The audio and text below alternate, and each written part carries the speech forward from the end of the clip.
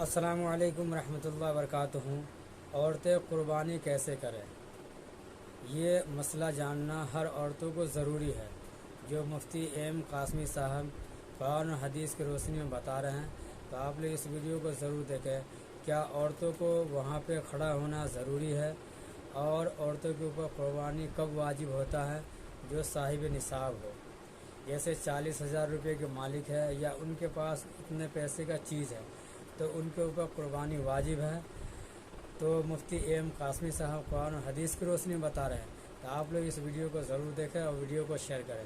چلیے آپ لوگوں کو ویڈیو دکھاتے ہیں، ویڈیو کو آپ لوگ پورا دیکھیں۔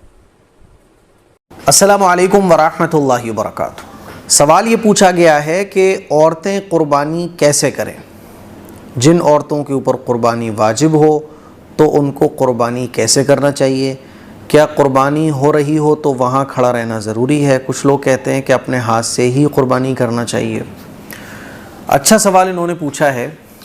دیکھیے، جو لوگ صاحب نصاب ہوتے ہیں یا قربانی کے دنوں میں صاحب نصاب کوئی ہو جائے تو اس کے اوپر قربانی واجب ہو جاتی ہے، اور قربانی مردوں پر بھی واجب ہے، عورتوں پر بھی واجب ہے۔ اب سوال یہ آتا ہے کہ عورتیں کیسے کریں قربانی؟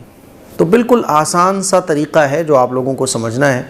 مان لیجئے گھر کی کسی خاتون کے پاس اتنا روپیہ ہے، اور قربانی واجب ہونے کے لیے آپ کے پاس کتنا اماؤنٹ ہونا چاہیے؟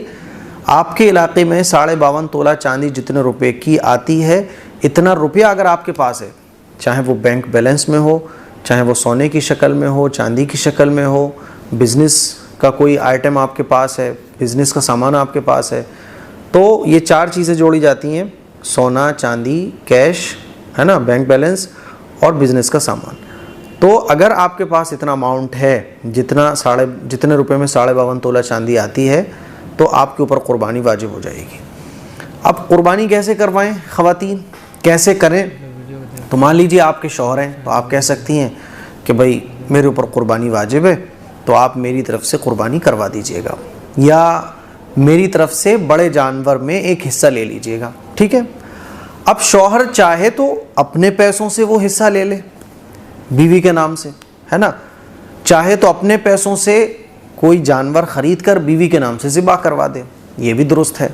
اور اگر مان لیجئے شوہر غریب ہے، شوہر کے پاس نہیں ہے، تو خاتون خود پیسے دے سکتی ہیں کہ لو جی، یہ ہمارے پیسے، ایک جانور ہمارے نام کا خرید کے لے آنا، یا ہمارے نام سے ایک حصہ قربانی کا ڈال دینا، بس ہو گئی قربانی۔ بات سمجھ آ رہی ہے؟ مان لیجئے آپ کے بھائی ہیں، تو آپ کہہ سکتی ہیں لو بھیا، یہ ہمارے قربانی کے پیسے، ایک حصہ ہمارے نام کا لے دینا۔ اب وہ جائیں گے، حصہ لیں گے کہ بھائی فلاں نام کی ہماری بہن ہے، ان کا ایک حصہ قربانی کر لکھ لو، یا 10-15 ہزار روپے آپ نے دیے تو جائیں گے وہ مارکیٹ سے ایک جانور خرید کر لے آئیں گے۔ تو خواتین کو کچھ نہیں کرنا، نہ تو خواتین کو کہیں جانا ہے، کچھ نہیں کرنا۔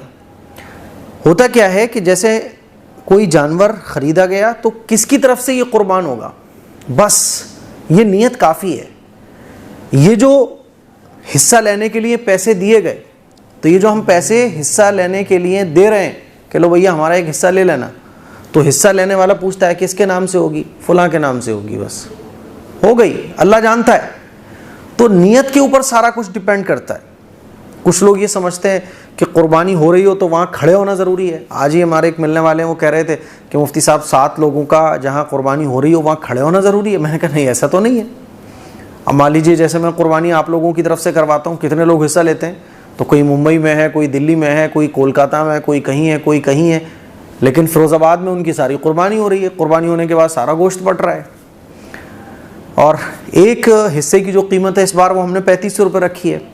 اگر آپ بھی گھر بیٹھے آسانی کے ساتھ اپنی قربانی کروانا چاہتے ہیں تو 3500 روپے اس اکاؤنٹ نمبر پر، اس QR کوڈ پر ٹرانسفر کر سکتے ہیں۔ اس کے بعد پھر آپ اپنا نام، جس کی طرف سے آپ قربانی کروانا چاہتے ہیں ان کا نام، اور اسکرین شاٹ 7417810799 پر سینڈ کر سکتے ہیں۔ تو ایسے بھی قربانی ہو جاتی ہے۔ 7 لوگوں کا وہاں ہونا ضروری نہیں ہے۔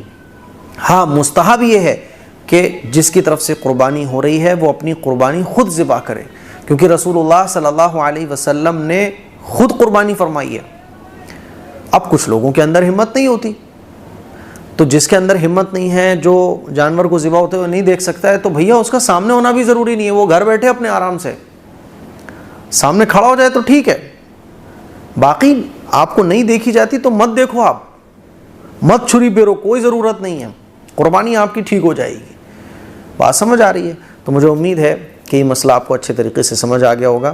اچھا، ایک چیز اور بھی ہے کہ یہ سمجھا جاتا ہے کہ دعا پڑھنا ضروری ہے، تو وہ دعا کے لیے ہم حافظ لوگوں کو تلاش کرتے ہیں۔ اگر وہ پوری دعا یاد ہے تو بہت اچھی بات ہے، لیکن اگر دعا یاد نہیں ہے تو جو چھری پھیر رہا ہے، مان لیجیے کوئی قریشی آیا، وہ چھری پھیر رہا ہے، تو چھری پھیرنے والے کا بسم اللہ اللہ اکبر پڑھنا ضروری ہے، پوری دعا پڑھنا ضروری نہیں ہے۔ چھری پھیرنے والے کا بسم اللہ اللہ اکبر پڑھنا یہ بہت ضروری ہے۔ اگر مان لیجیے وہ نہیں پڑھتا ہے تو قربانی ہی ٹھیک نہیں ہوگی۔